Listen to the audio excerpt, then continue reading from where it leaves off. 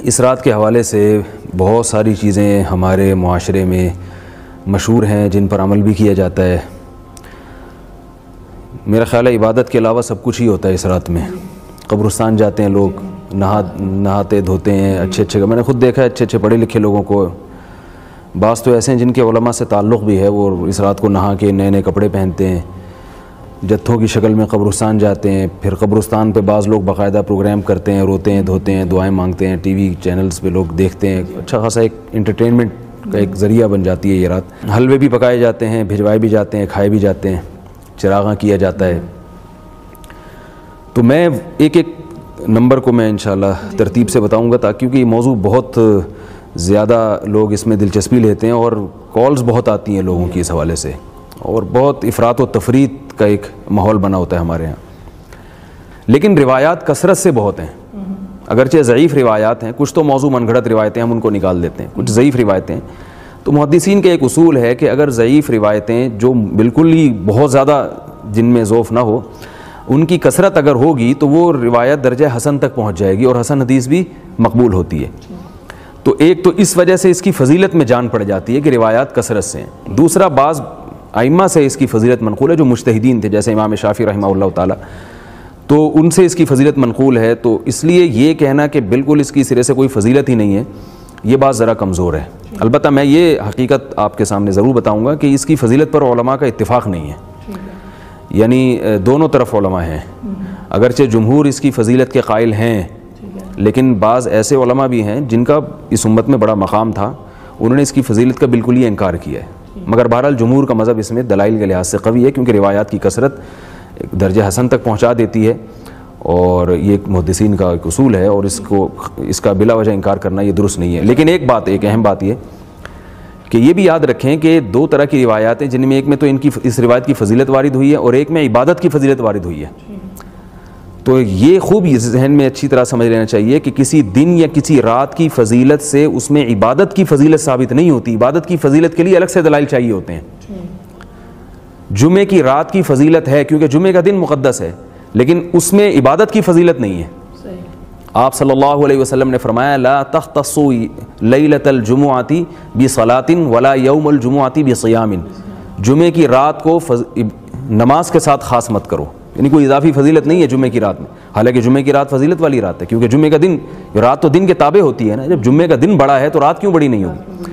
تو 15 شعبان کی رات کے جو فضائل احادیث میں وارد ہوئے ہیں, جن احادیث میں صرف فضائل وارد ہوئے ہیں, تو ان احادیث سے یہ ثابت نہیں ہوتا کہ اس میں عبادت کی بھی فضیلت ہے. عبادت کی فضیلت ان روایات سے ہوگی جن میں الگ سے عبادت کی فضیلت ہے, جو کہ جمہور کا مذہب ہے کہ عبادت کی الگ سے فضیلت ہے اس رات میں. تو وہ روایتیں کیا ہیں, چونکہ میں بھی زیادہ ڈیٹیل میں نہیں جاتا, تو میں تھوڑی خلاصہ بیان کر رہا ہوں اس رات کی اہمیت کے بارے میں. اچھا, یعنی رات کی فضیلت تو جیسے آپ نے تھوڑا سا واضح بھی کیا, اس کو میں چاہوں گا تھوڑا سا آپ واضح کر دیں. کیا اس رات کے بارے میں پھر کوئی علماء, جب جمہور آپ کہتے ہیں کہ جمہور اس رات کی فضیلت کے قائل ہیں, جی, تو اس رات کے اندر کوئی خاص عبادت کی بھی قائل ہیں؟ نہیں, نہ, یہ بہت اچھا سوال ہے آپ کا. دیکھیں, عبادت کی فضیلت کا مطلب یہ ہے کہ نبی صلی اللہ علیہ وسلم نے جو نوافل جب بھی پڑھے ہیں, تو آپ صلی اللہ علیہ وسلم نے سوائے تراویح کے اجتماعی سطح پہ نوافل نہیں پڑھے. صرف ایک رمضان کی تراویح ایسی نماز ہے جس میں آپ صلی اللہ علیہ وسلم نے ایک بڑا اجتماع کیا, اور وہ بھی 3 دن کیا تاکہ امت پہ واجب نہ ہو جائے. پھر خلفائے راشدین نے اس کو باقاعدہ تواتر کے ساتھ جاری کیا اس کو.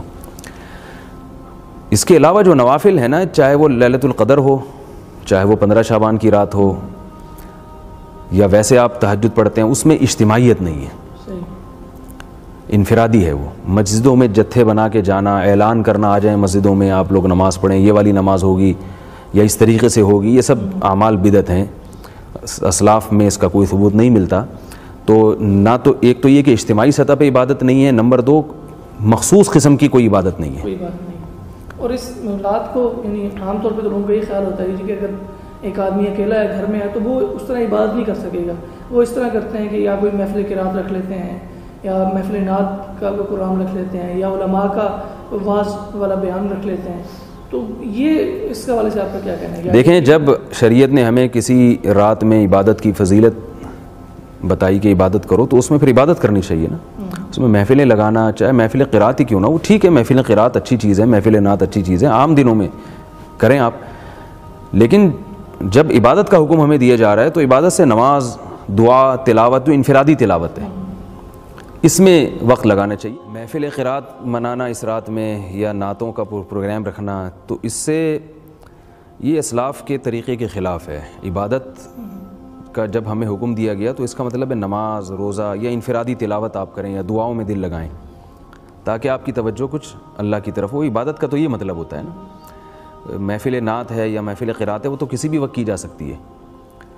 تو نقصان یہ ہوتا ہے کہ لوگوں کی ایک توجہ ہوتی ہے چلو جی مبارک رات ہے ہم عبادت کریں گے تو اس میں ہمیں ثواب زیادہ ملے گا.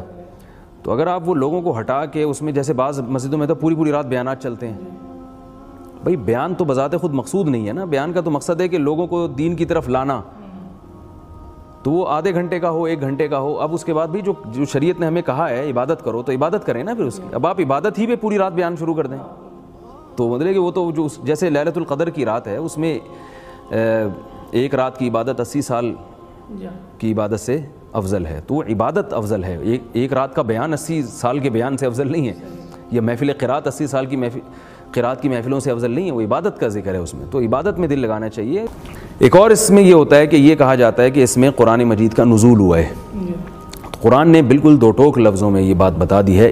2 آیتیں قرآن کی آپ کے سامنے پڑھوں گا بلکہ 3 آیتیں میں. ایک تو ایک شہر رمضان الذی انزل فیہ القرآن فرمایا قرآن کا نزول رمضان میں ہوا ہے. دوسرا سورہ دخان میں ہے انا انزلناہ فی لیلۃ مبارکۃ ہم نے اس قرآن کو لیلۃ مبارکہ میں نازل کیا. تیسری سورہ قدر میں ہے انا انزلناہ فی لیلۃ القدر ہم نے اس قرآن کو لیلۃ القدر میں نازل کیا. ان تینوں آیتوں کو ملائیں تو بالکل بے غبار طریقے سے یہ بات سامنے آتی ہے کہ قرآن کا نزول لیلۃ القدر میں ہوا ہے. اگرچہ بعض حضرات نے تطبیق کی کوشش کی ہے کہ آسمان دنیا تک لیلۃ القدر میں آیا اور پھر شب برات میں یا جس کو لیلۃ البرات کہا جاتا ہے اس میں جناب 15 شعبان. یہ تکلف ہے. تو ہم قرآن کو اپنے ظاہر سے کیوں پھیریں جبکہ ہمارے پاس کوئی اس کے خلاف کوئی صحیح روایت بھی نہیں ہے. 15 شعبان میں جو قرآن کے نازل ہونے کے دلائل ہیں وہ بہت کمزور ہیں. یہ ایک صحیح حدیث بھی نہیں ہے جس میں